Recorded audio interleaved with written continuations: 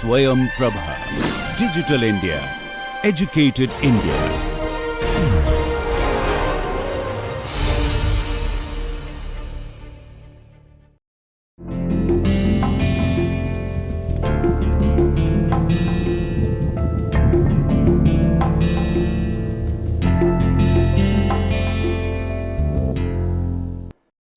Welcome into the 8th week of the open course on diffusion in multi-component solids. This is the 33rd lecture in the series. In this lecture, we will discuss the theory of random walk of particles. We will show that root mean squared displacement of a large ensemble of particles making random walk is proportional to the square root of the number of jumps an average particle has made. So far, we have seen the significance and applicability of diffusivity term, which is defined as a phenomenological coefficient. In next two classes, we will try to understand the theoretical significance of this term diffusivity. The unit of diffusion coefficient is meter square per second. So, it indicates some kind of rate, specifically the rate at which the compositional front travels, but why the unit is meter square per second and not meter per second? We will get the answer in next two classes. Fick's law came into existence in 1855, but it was not until 1905 that the theoretical significance of this term diffusivity was established. It happened when Einstein developed the theory of random walk around 1905. Now, what is random walk to do with diffusion? So, let us first try to understand what is random walk. We know at any temperature above 0 Kelvin, atoms or molecules of a substance continuously undergo thermal motions. In solids, this thermal motion is in the form of vibrations. So, the atoms vibrate about their mean position continuously, and the energy of vibration keeps changing. If you talk about all the atoms, the way the available energy is distributed among all the atoms keeps changing continuously with time.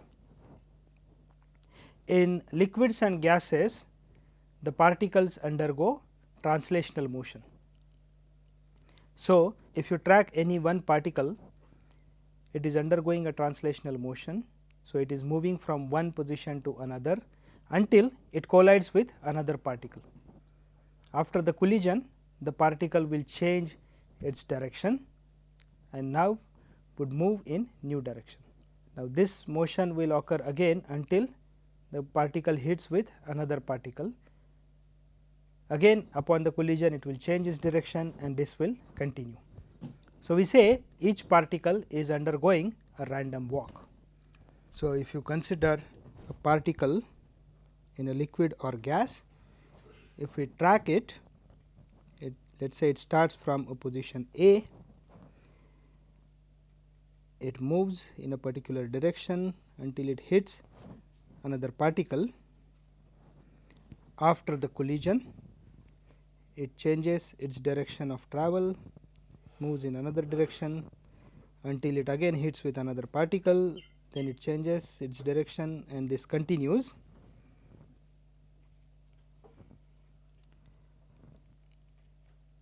And in some time t, the particle has made some net displacement.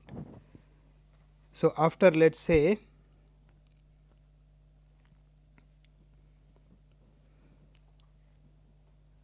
five such jumps, the particle has made a net displacement from A to B. Let us call this r bar. Now, obviously, the net displacement A B bar is the summation of all the displacement vectors corresponding to these individual jumps from 1 to 5. So, if a particle makes let us say n jumps and each jump vector is denoted as r I bar, then we can write r bar is equal to R1 bar plus R2 bar plus R3 bar and so on till Rn bar. Now, if we consider an ensemble of particles which is located at x equal to 0 initially, each particle will undergo random walk and will make some net displacement in certain amount of time. So, the particles will randomly move in all directions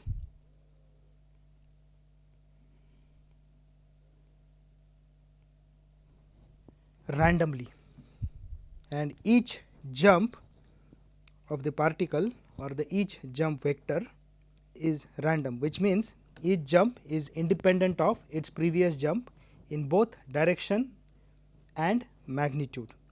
So, if we track, because of this random walk, this particle distribution will slowly spread in space with time.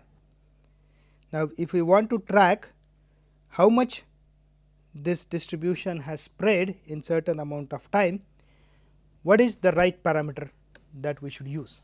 And one of the option is obviously the average displacement of all the atoms, and it is denoted as R bar in triangular bracket.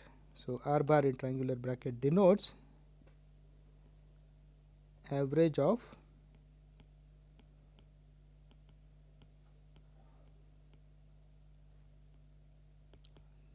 net displacements of all atoms. This is also referred to as net displacement of an average atom. Now, if the particles are undergoing truly random walk, then the average net displacement would be 0. If we look at this particle ensemble and if we track the front after a certain time, we would see this front is growing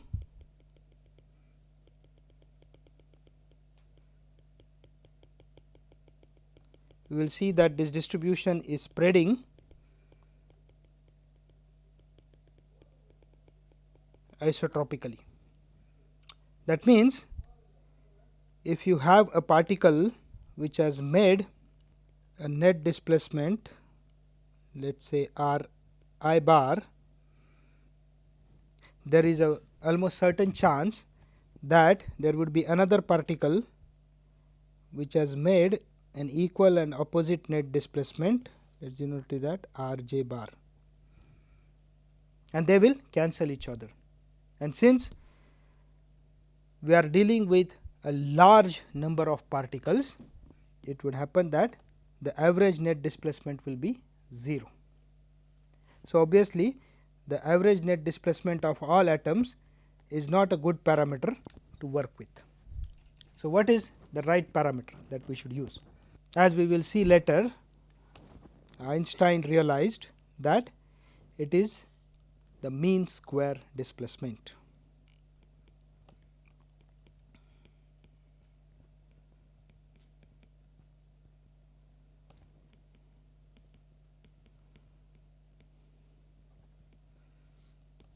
Or MSD in short, and it will be denoted as R square inside triangular bracket.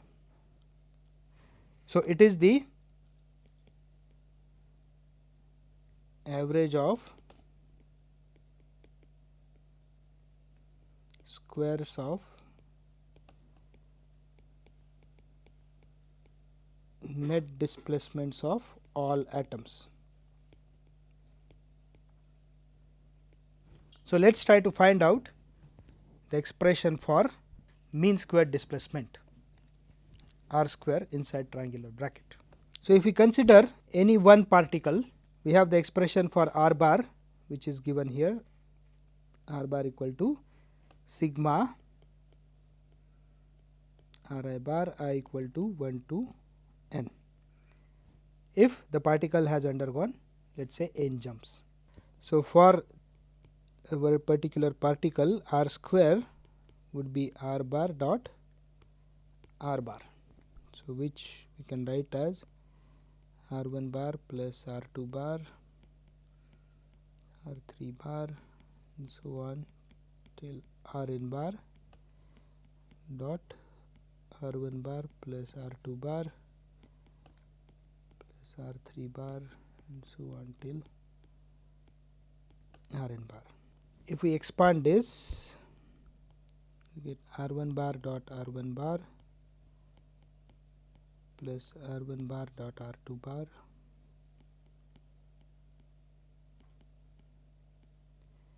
and so on till r1 bar dot rn bar. If we write last few terms, it will be r1 bar dot rn minus 2 bar plus r1 bar dot rn minus 1 bar plus r1 bar dot rn bar. Now, taking the dot product with r2 bar will be r2 bar dot r1 bar plus r2 bar dot r2 bar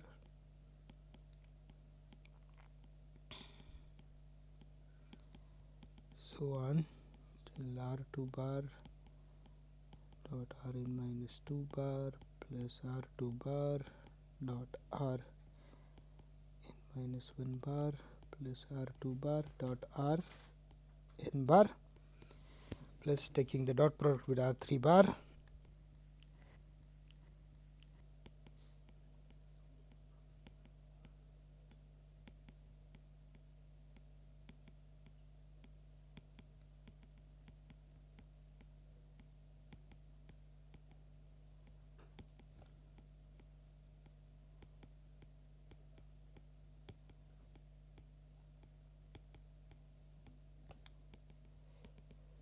and if we write all this term till dot products with rn bar,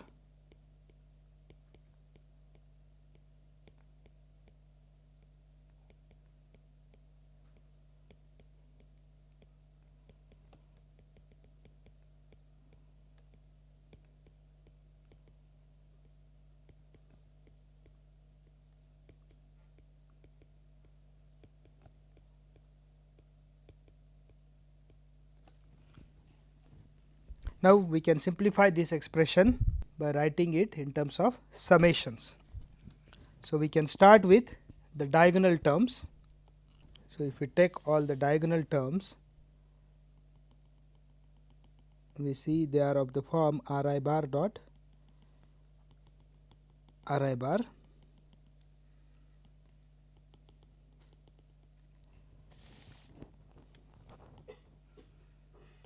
so we can write r square equal to, and there are n such term. So, sigma ri square I goes from 1 to n. Now, let us consider the non diagonal terms. We see this is a symmetric matrix about the diagonal. So, if you see the off diagonal terms, they are similar. So, r1 bar dot r2 bar is same as r2 bar dot r1 bar, r1 bar dot r3 bar is same as r3 bar dot r1 bar and so on. So, we can just consider one side of the diagonal and just double it. Now, if we look at it row by row, r1 bar dot r2 bar plus r1 bar dot r3 bar and so on, we can write this as sigma r1 bar dot rj bar, and j is varying from 2 to n, multiply by 2. Similarly, the second row we can write as r2 bar dot rj bar, and j here is varying from 3 to n, so on till you have to multiply by factor of 2 here. Write last couple of terms, it should be rn minus 2 bar dot rj bar, and j here will be from n minus 1 to n 2 times r n minus 1 bar dot r j bar, and j here will be from n to n. So, there will be only one term under this summation here. Now, if we further simplify this, if you write in terms of double summation of r I square from I equal to 1 to n plus 2 times double summation r I bar dot r j bar. I here is varying from 1 to n minus 1, and j you can see is varying from I plus 1 to n. So, we can write expression for r square as sigma r I square equal to 1 to n plus 2 times r I bar dot r j bar we can express as r I r j cos theta I j, r I r j cos theta I j. I is from 1 to n minus 1 and j is from I plus 1 to n. r I r j are the magnitudes of the ith and jth jump vectors, and theta I j is the angle between ith and jth jump vector.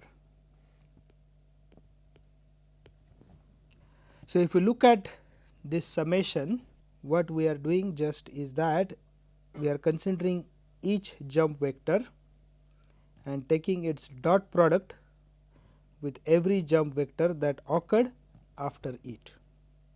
Right. So, if we consider an example, a particle making, let us say, just few number of jumps,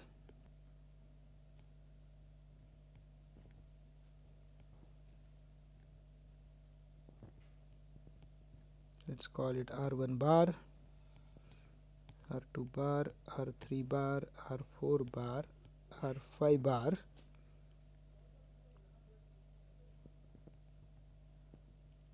This is r. So, here the particle has made 5 jumps, and if you want to evaluate this, let us call it r5 bar. R5 denotes the particle has made 5 jumps. This should be, of course, sigma r I square to 1 to 5 plus 2 times, we have to take dot product of every jump vector with the jump vector that occurred after it. So, we will start from r1 bar dot r2 bar plus r1 bar dot r3 bar plus r1 bar dot r4 bar plus r1 bar dot r5 bar plus for 2 the r2 bar r3 bar plus r2 bar r4 bar plus r2 bar r5 bar plus r3 bar dot r4 bar plus r3 bar dot r5 bar, and for 4 will be r4 bar dot r5 bar. So, we need to know angle between each jump vector and every other jump vector that occurred after it, that is the cos theta I j. So, for example, cos theta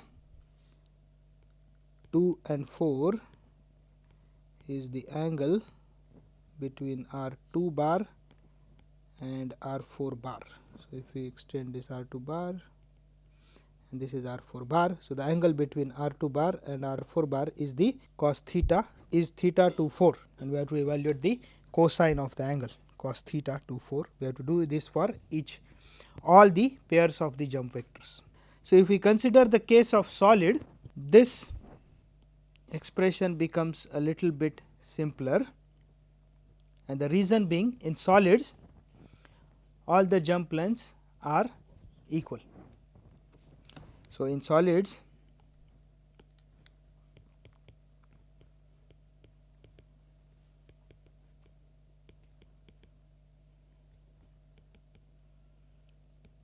all jump lengths are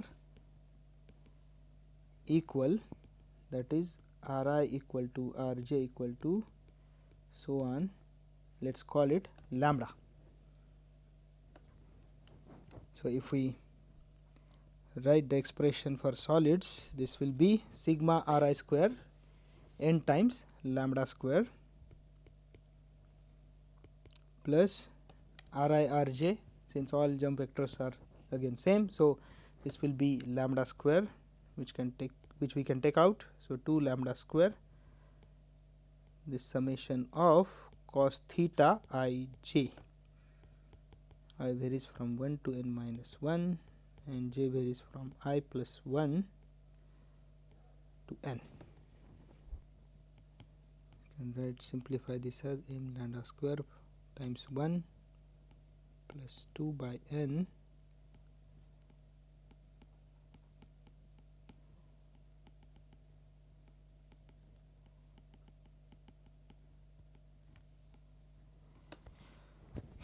Now, this is for one particle.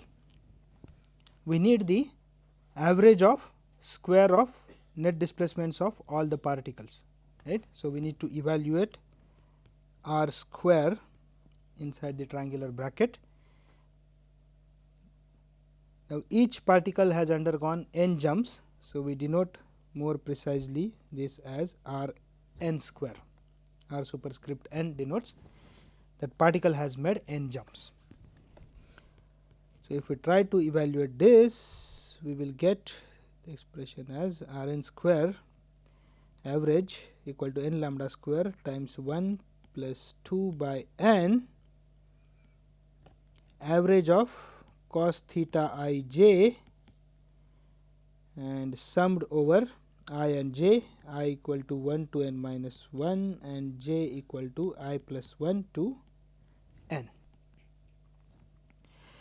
Now, let us try to understand what is this average cos theta I j. So, what we do is we consider each pair of jump I and j, we consider this pair for each atom, evaluate cos theta I j for each atom and take the average of it.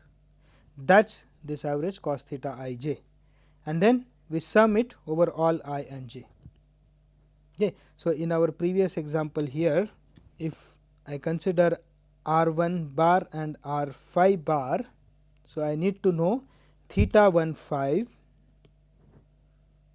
for one atom, then I evaluate cos theta 1 5 for second atom and so on for all the atoms, and then take the average.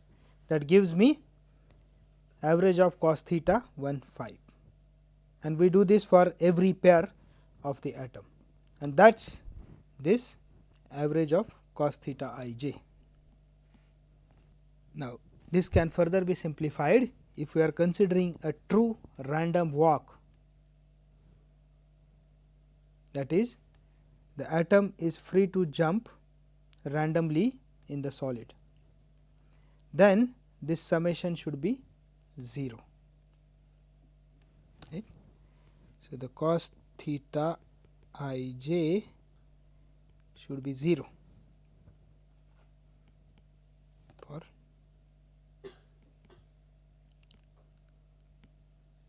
true random walk. Why? Because here we are considering a large number of atoms. So, if we consider a pair of particular jumps I and j, for every r I bar dot r j bar that one atom has, there is almost a certain chance that you will find another atom which has made ith and jth jump such that its r I bar dot r j bar is exactly equal and opposite to the first atom, and they will cancel out each other. since we are considering large number of atoms and a truly random walk problem. So, let us try to understand this. For example, if we consider the jumps on 111 plane of an FCC crystal,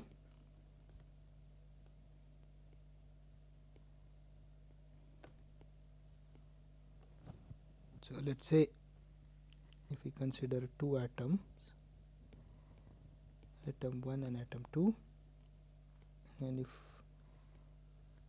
we consider ith and jth jump pair, this is atom 1. For example, if it makes a jump from site O to A as ith jump, which is let us say OA bar. For another atom, if this jump vector is OA bar and jth jump is to B, so let us call this AB bar. For another atom, and other jump vector is AC bar, and we see that OA bar dot AB bar should be equal to minus OA bar dot AC bar. In solids, angles between the jumps are restricted, right, because the coordination shell is fixed in a solid. So, the atoms can jump only on the particular sites, and in this particular FCC case we have seen this will be true for any pair of ith and jth jump, and so the average of cos theta ij would be 0 for true random walk. So, we can very simply write this expression Rn square mean square displacement MSD Rn square is equal to n lambda square, or if we write root mean square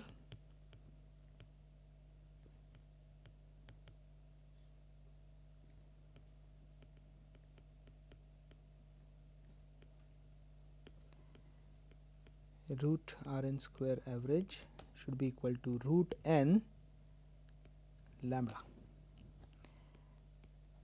This is important. What it tells me that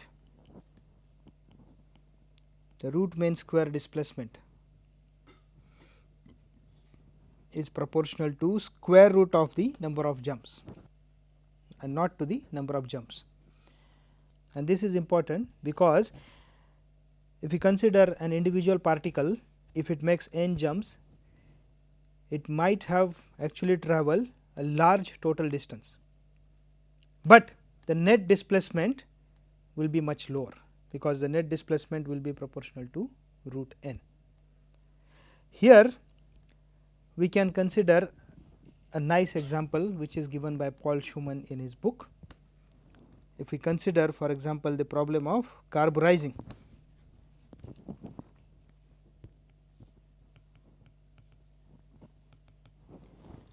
Typically, the carburizing times employed are a few hours to obtain a case depth of few hundreds of microns, right. So, let us consider 3 hours of carburizing time, which is roughly about 10 to power 4 seconds, and each carbon atom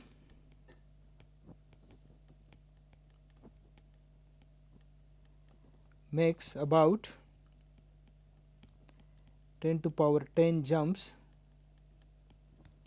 per second.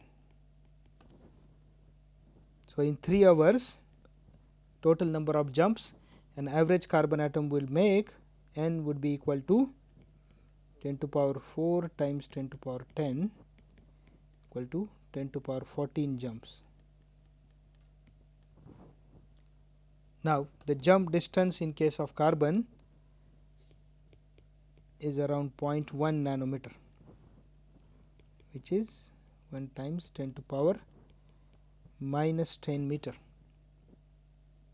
So, if we just wrongly consider that the root mean square displacement would be proportional to n, then the distance travelled in 3 hours by an average atom would be 10 to power minus 10 times 10 to power 14 which is 10 to the power 4 meter, right, which is 10 kilometers. But typically we see the case depth that we get in 3 hours is about 600-700 microns, and the case depth is not the total distance or the total penetration of carbon atoms in the steel. So, it will be the total penetration would be larger than that, about 1 mm or so, and which will be clear from here, because the root mean square displacement is proportional to root n. So, we can write the RMS displacement of an average carbon atom would be square root of 10 to the power 14 times 10 to the power minus 10, which would be equal to 10 to the power minus 3 meter, which is around 1 millimeter, which is consistent with what we observe in practice. So, got an important result that the root mean square displacement is proportional to square root of the number of jumps that an average atom has made. Okay, so we will stop here. Thank you.